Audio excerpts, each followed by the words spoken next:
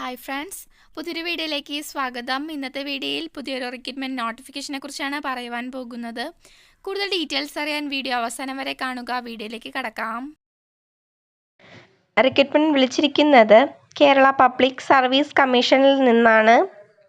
Fireman പോസ്റ്റുകളിൽ നിന്നാണ് vacancy report ചെയ്തിരിക്കുന്നത്. ഡിപ്പാർട്ട്മെൻറ്റ് കേരള കേര കർഷക സഹകരണ ഫെഡറേഷൻ ലിമിറ്റഡ്. Category number 130/2024, 131/2024.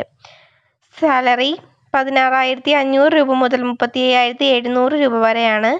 ഈ ഒരു പോസ്റ്റിലേക്ക് 30 നവംബർ 2020 1 ജനുവരി 2025 വരെ അപ്ലൈ ചെയ്യാൻ സാധിക്കുന്നു.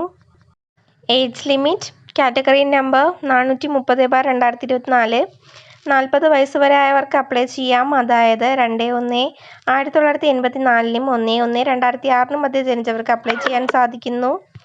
കാറ്റഗറി നമ്പർ 431/2024, 18 വയസ്സിനും 50 വയസ്സിനും ഇടയിൽ പ്രായമായവർക്ക് അപ്ലൈ ചെയ്യാം.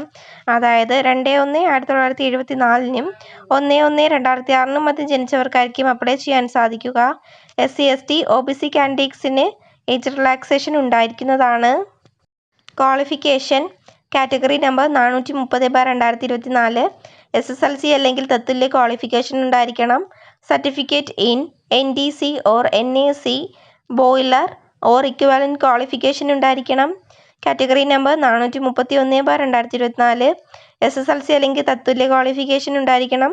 Certificate in NDC or NAC boiler or equivalent qualification ഉണ്ടായിരിക്കണം. 3 വർഷത്തെ റെഗുലർ സർവീസ് എക്സ്പീരിയൻസും ഉണ്ടായിരിക്കണം.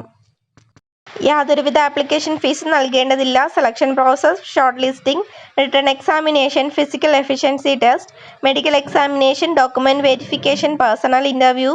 എങ്ങനെയാണ് അപ്ലൈ ചെയ്യേണ്ടതെന്ന് നോക്കാം. ഓൺലൈൻ വഴിയാണ് അപ്ലൈ ചെയ്യാനുള്ളത്.